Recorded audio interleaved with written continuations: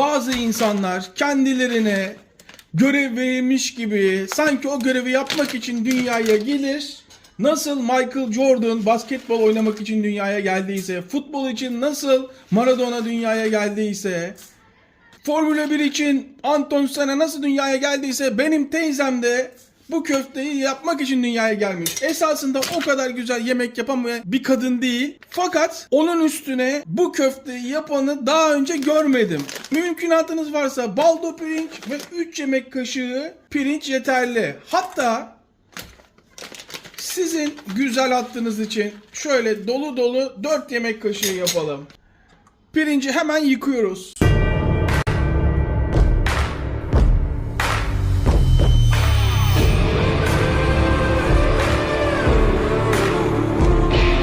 Pirinci yıkadıktan sonra 1 çay kaşığı tuz,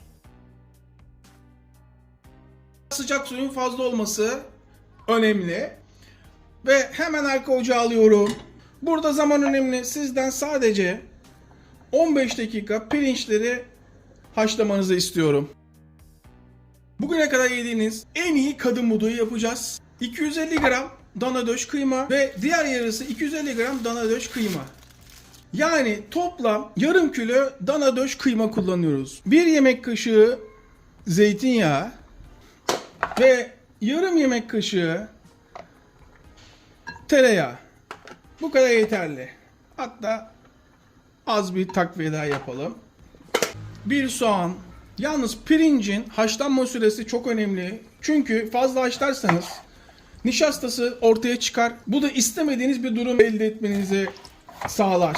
Pirinçler biraz diri kalmalı. Köftenin içinde de pişeceğini unutmamalıyız. İnceltebildiğiniz kadar inceltin fakat kesinlikle soğanı rendelemeyin. Soğanı ince ince doğradıktan sonra hemen tavanın içine. Duydunuz zilin sesini. Soğanı ekledikten sonra hemen üstüne biraz tuz. Böylece çok daha iyi karamelize olacak ve çok daha çabuk pişecek. Saat gece 3. Bir vampirin tarih defterinden bildiriyorum. Şuradaki saat sizi yanıltmasın. Bu benim kullanmadığım eski telefonu. Soğanı şöyle bir çevirdikten sonra hiç dokunmadan orta ile kısığın arasında 3-4 dakika kendi kendine pişmesine izin veriyorum. 3 dakika, 4 dakika sonra soğanlar altın sarısı olduğu anda kıymayı küçük küçük parçalara bölerek soğanın içine atıyorum. Bu arada ne kadar kıyma kullanırsanız mutlaka ikiye bölüyorsunuz. Yarısını çiğ, yarısını pişmiş kullanacağız. Bu köftenin özelliği büyük olması. Eskilerin büyük köfte yaptığı için içinin kızartırken pişmesi için bulduğu formül yarısının pişmiş, yarısının çiğ olması. Yani mutlaka ve mutlaka kadın budu köfte büyük olmalı. Küçük yaptığınız zaman zaten yarısını pişirmesinizin bir anlamı yok o zaman. Rengi hafif dönmeye başladığı anda hemen ama hemen baharatlarını atmaya başlıyorum. Ne kadar pişmiş olanı atarsam şöyle yarım çay kaşığı tuz. Çiğ olana da o kadar baharat kullanıyorum. Yarım çay kaşığı tuz. Çay kaşığının 1/3 kadar karabiber. Çay kaşığının 1/3 kadar karabiber. Teyzemin köftesinde iddia ediyorum bugüne kadar yaptığınız en iyi kadın budu köftesinde tarifinde kesinlikle tarçın yok. Yeni bahar 1 çay kaşığı ve 1 çay kaşığı yeni bahar pişmişin içine. Hem pişmişin içine hem çiğin içine. Baharatlar sadece bu kadar. Sadece bu kadar. Topaklanmasını kesinlikle istemiyorum. Renginin dönmesini bekliyorum. Karıştırıyorum. Tavaya yayıyorum.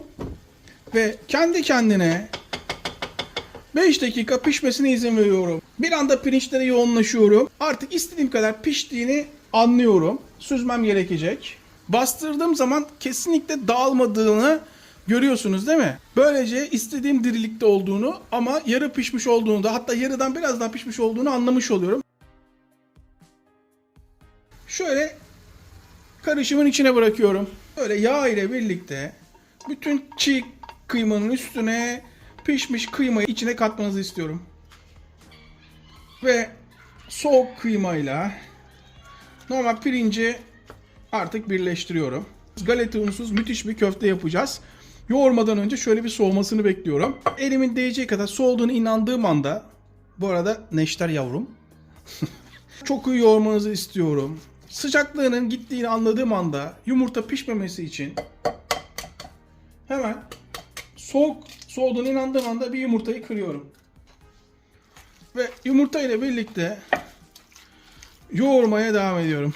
Şimdi iyice yoğurduğunuza inandıktan sonra isteyen tabii ki hemen kızartabilir. Ama görüyorsunuz değil mi cıvıklığını?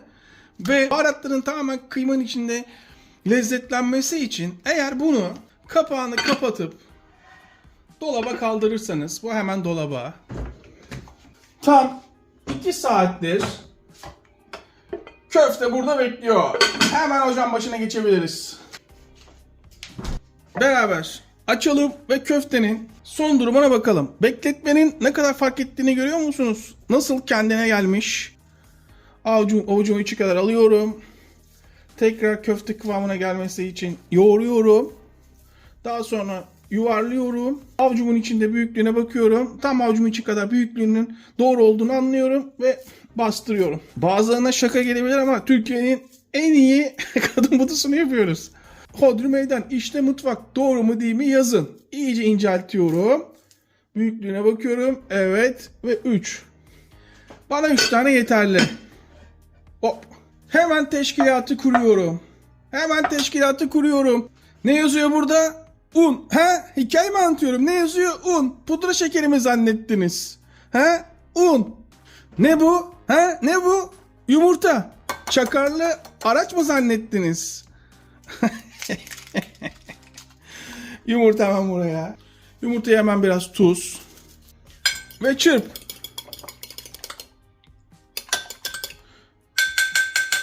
Bermuda şeytan üçgenini kurduk.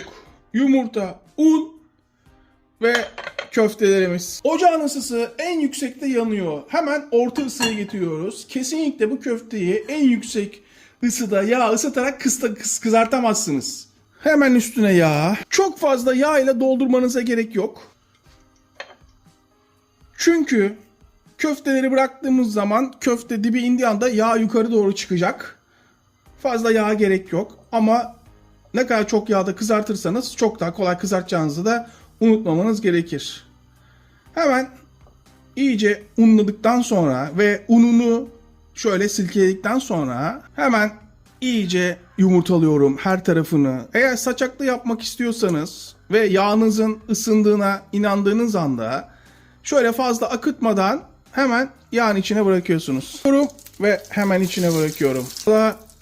Ve hemen içine bırak. Köfteleri battığı anda fazla bir şekilde işimizi görmeye yetti. Artık çevirebilirim.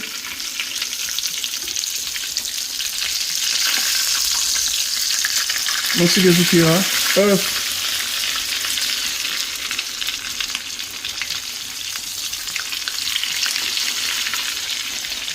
Artık köftelerim pişti. Şöyle 5 dakika içinde arkalarını pişti. Saçakları göreceğiz. Görüyor musunuz saçakları? Şu saçakları görüyor musunuz? İşte bunu yapmak gerçekten zor. Saçağı elde etmek. Bakalım bunda da var mı? Görüyor musunuz saçakları? Ara sıcak yapıyoruz. Meze yapmıyoruz. Gerçi ara sıcak yaptığımız için mutlaka yağını alıyoruz. Unutmayın, meze yağlı olur. Ama burada havlu kağıt kullanıp mutlaka yağını alıyoruz. Nasıl gözüküyor? Bana sorarsanız tablo gibi gözüküyor. Şöyle bir 2 dakika, 1 dakika daha doğrusu çok soğumadan yağ aksın. Michelangelo, Da Vinci, Picasso, Ali Koç, başımızın belası. Ustanız geldi, ayağa kalkın. Hemen şunun bir tadına bakalım, ne dersiniz? Artık bıçağa, çatala gerek yok. Elimizi kullanacağız. Anam babam usulü. Şöyle koparırsın. Of, nasıl kokuyor biliyor musunuz? Açın ağzınızı. Şunun bir tadına bakın bakayım. Nasıl biliyor musunuz? Efsane. Bugüne kadar yediğim en iyi kadın budu köfte diyeceksiniz Koray. Biz de evde yapıyoruz. Neden bu kadar lezzetli olmuyor diyeceksiniz. Açın ağzınızı. Şunun mutlaka bir tadına bakın. İnanılmaz lezzetli. İyi ki 3 tane kızartmışım. 30 tane olsa 30 tane yiyebilirim. Öf. İzleyip bir beğeni tuşuna basmayacak kadar vicdansız olan arkadaşlar, yeni kanala geçtik. Beğeni, bilhassa beğeni. Videoları sonuna kadar izleme ve katıl. Ne yazık ki YouTube yoluna bakıyor. Katıldan gelen geliri bakıyor ki bu kanal bana kazandırıyor. İleri atıyor. İmkanı olan bu üçünü değerlendirebilir. Gerçekten yeni bir kanal oturtturmak zor. Hepimize sağlık. Tekrardan herkese selamlar. Afiyet olsun. Hep beraber yaptık.